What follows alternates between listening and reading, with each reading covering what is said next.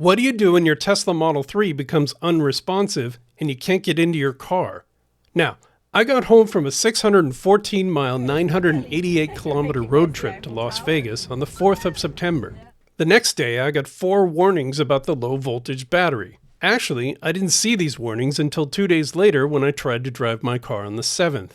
That's when I found out the car was unresponsive. The doors didn't open, the keys didn't work, I couldn't unlock the car, open the trunk, or even the charger port using the app or any other way. Most importantly, I was not able to get into the car itself. If you find yourself stuck in a similar scenario, this video is for you. The first thing we need to do is gain access to the low voltage battery. This is located under the front hood. We need to follow the procedure opening hood with no power found in the owner's manual. The owner's manual can be found online at tesla.com/owner's manual. In the front toe eye cover, you will find 2 wires. When you supply 12 volts to these terminals, it will release the hood latches. It's important to note that according to the owner's manual, this will not work if the vehicle is locked and has low voltage power. The next step you might want to try is the procedure for jump-starting the Model 3 when the car has no power, which is found in the owner's manual under Instructions for Transporters. To access the battery, you'll need to lift off this maintenance panel by pulling it upwards. Then remove the cabin air intake by, again, pulling it upwards. I have a 2018 Model 3 that uses a 45 amp hour lead-acid battery. If you have a newer Tesla, you will have the smaller lithium-ion battery. For the older lead-acid battery, connect the battery terminals as you would any other car. For the lithium-ion battery, follow the procedure under Instructions for Transporters in the owner's manual. So I wanted to show you what a 2023 Model Y looks like. Once you remove this access panel, you're going to see a large HEPA filter that is blocking your way to the battery. You could get to the positive terminal here, but you will not be able to get to the battery itself because, well, it's just down there somewhere. So to get to that battery, to be able to disconnect it, you're going to need to remove the bucket. To remove the bucket, you need to remove these bolts, those 2 bolts. You need to remove this plastic clip by pushing it out, popping it up. And then you need to remove the HEPA filter by removing this bolt and that bolt.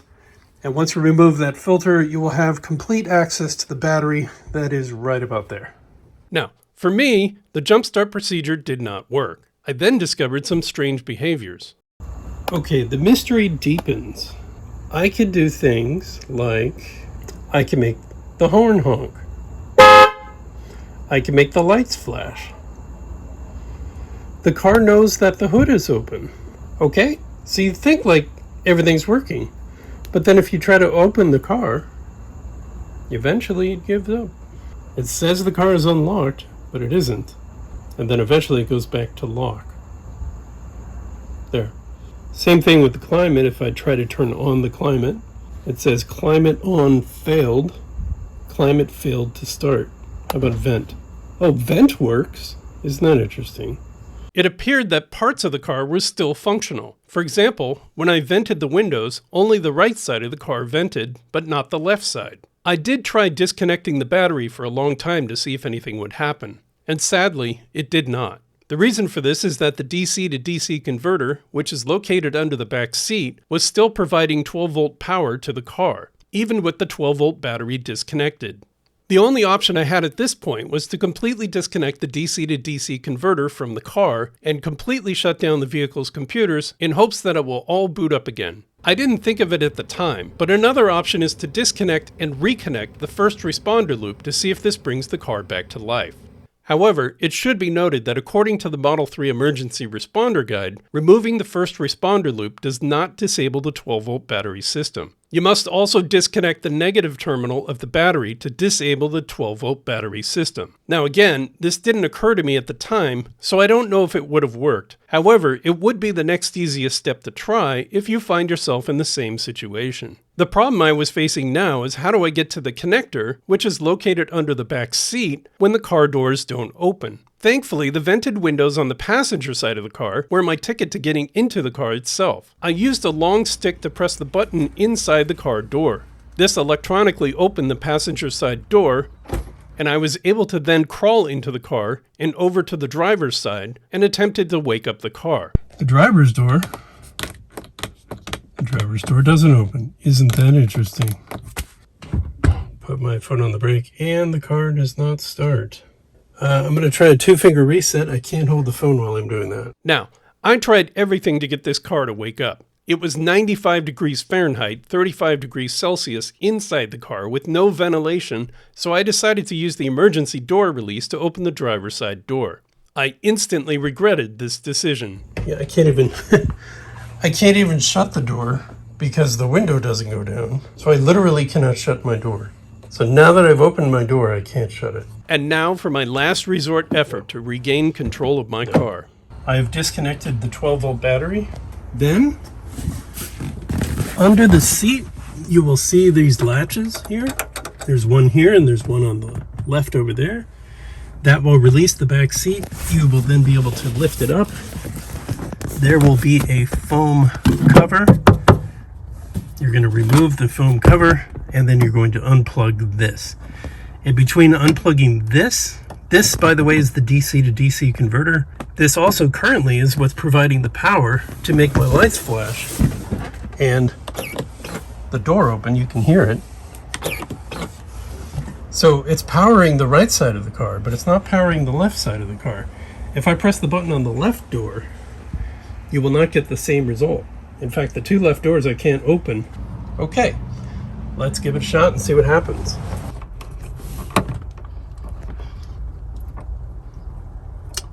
Okay, so this part folds down. Woo! I think that was the high voltage disconnecting. All right. That must be really close nearby because it actually scared me. So that means now, correct, this does not work anymore. Make sure you do not shut this door or you will never get it open again. Now we're going to wait 5 to 10 minutes and then we're going to plug everything back in and hope for the best. Okay, it's been more than 10 minutes.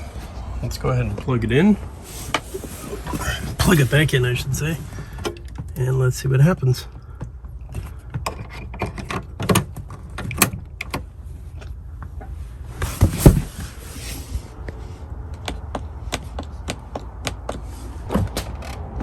Okay, let's put this back on.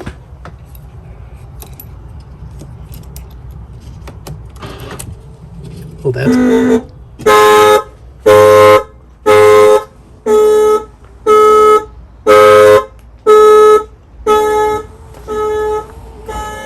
the window went down.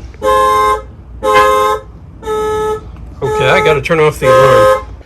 Okay, I haven't been able to record video of everything, but oh my god, it's making all kinds of crazy noises. I think that was the high voltage shunt, whatever the word is. The car has not come up yet. I think when I finally put my key here, the alarm stopped. Hey, the mirrors just came out. Okay. Well, that's something. I mean, we're getting somewhere now. Let's see if I can roll down the windows. Yes, I could roll down windows.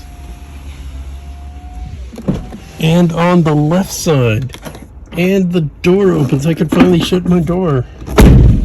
No, no, huh? Oh no, I'm paranoid. Oh god. What the? I think I'll just leave it down for now. Until I can read my messages. I could really use some air conditioning. Hey! Okay, now I finally get the warnings. Yeah, these are all things that would have been useful yesterday. Once again, things that could have been brought to my attention yesterday! Wow, that is a lot of alerts.